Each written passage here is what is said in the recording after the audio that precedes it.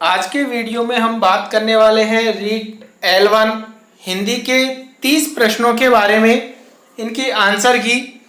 तो सबसे पहला क्वेश्चन है, व्याकरण शिक्षण प्रणाली में किस प्रणाली को विकृत रूप से सुग्गा प्रणाली भी कहते हैं? तो इसका आंसर है पाठ्य पुस्तक प्रणाली।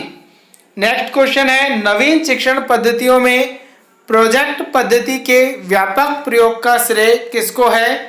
तो ड्यूवी और किलपैट्रिक को। शिक्षकों को बालक की रुचि का सदैव ध्यान रखना चाहिए। जब बालक की रुचि पढ़ने की ओर नहीं हो तो उसे नहीं पढ़ाना चाहिए, इससे उसके विचारों में बाधा पहुंचती है। पाठ पढ़ाने से पूर्व उन्हें पाठ में बालकों की रुचि पैदा करना चाहिए। तो उपयुक्त कथन भाषाई कौशल में किसका है? स्टीवेंसन का। नेक्स्ट क्वेश्चन है, पाठ्य पुस्तकों के उद्देश्य के अंतर्गत पाठ्य पुस्तकें शिक्षक या बालकों के लिए है? तो साध्य नहीं वरन साधन है। भाषा शिक्षण में उपयोगी श्रव्य दृश्य साधन है अभिनय। जिस समास में सामासिक पद के दोनों पदों में विशेषण विशेष या उपमेय उपमान का संबंध हो तो वह समास कहलाता है कर्मधारय समास। डॉक्टर चंद्रा अदम्य साहस की धनी थी। वाक्य में रेखांकित शब्द में विशेषण है तो यहाँ गुणवाचक विशेषण हो जाएगा। तो निम्नलिखित में से उद्धरण के लिए प्रयुक्त किए जाने वाला चिन्ह कौन सा है? तो ये वाला जो चिन्ह है उद्धरण के लिए प्रयुक्त किया जाता है। नेक्स्ट क्वेश्चन की ओर हम चलते हैं। तो नेक्स्ट क्वेश्चन है,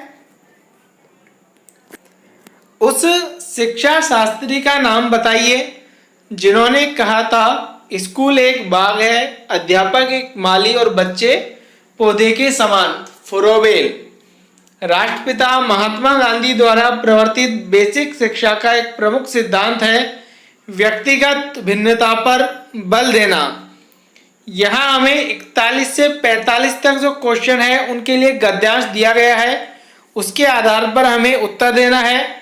जिसमें पहला प्रश्न है, देश शब्द का पर्यायवाची है, तो यहाँ आंसर हो जाएगा राष्ट्र। उत्तम का विलोम है, उत्तम का विलोम अदम है। अपने हित के लिए किया गया कार्य वाक्यांश के लिए एक शब्द है स्वार्थ। विद्वेष शब्द में उपसर्ग है वी और यथाशक्ति शब्द में समास का प्रकार है अव्ययी भाव समास। नेक्स्ट है, निम्नलिखित में से कौन सी बोलने की योग्यता है? आशु भाषण, रेडियो अधिगम सामग्री है श्रव्य अधिगम की, ध्वनि, शब्द एवं वाक्य रचना का ज्ञान देना।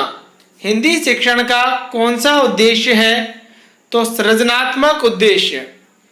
शिक्षक शामपट, कॉपी या स्लेट पर अक्षरों को लिख देता है और छात्रों को कहता है कि इन अक्षरों को देखकर उनके नीचे स्वयं उसी प्रकार अक्षर बनाएं, यानी कि उनका अनुकरण करें। तो यह विधि कौन सी है? अनुकरण विधि। बहुविकल्प, सही गलत, विषम का चुनाव, युगलीकरण एवं रिक्त स्थान की पूर्ति किस प्रकार के प्रश्नों के भेद है? तो वस्तुनिष्ठ प्रश्न। मुहावरे के प्रयोग से बने वाक्य का सही विकल्प चुने। तो दोनों भाई खेत के स्वामित्व के लिए लाल पीले हो रहे थे। लाल पीला होना यहाँ पर प्रयुक्त हो रहा है मुहावरा। तो हिंदी भाषा में वाक्य के मनुष्य अंग होते हैं। तो 2 अंग होते हैं, खुद श्रीमान बैंगन खाएं, औरों को परहेज बताएं। लोकोक्ति का सही अर्थ केवल दूसरों को सलाह देना लेकिन उसे व्यवहार में न लाना। परोपकार शब्द में किस संधि का प्रयोग है? पर प्लस उपकार बराबर परोपकार गुण संधि। मुझे विश्वास है कि उन्हें किसी अन्य बंदी से नहीं मिलने दिया जाता। उक्त वाक्य है तो मिश्र वाक्य है क्योंकि यहाँ पर की शब्द का प्रयोग हुआ है। आपका जीवन सुखमय हो, अर्थभेद के आधार पर यह किस प्रकार का वाक्य है? इच्छावाचक। 57 से 60 तक के जो प्रश्न हैं उनके उत्तर गद्यांश के आधार पर देने हैं हमें, जिसमें पहला प्रश्न है विद्वान का स्त्रीलिंग विदुषी होता है।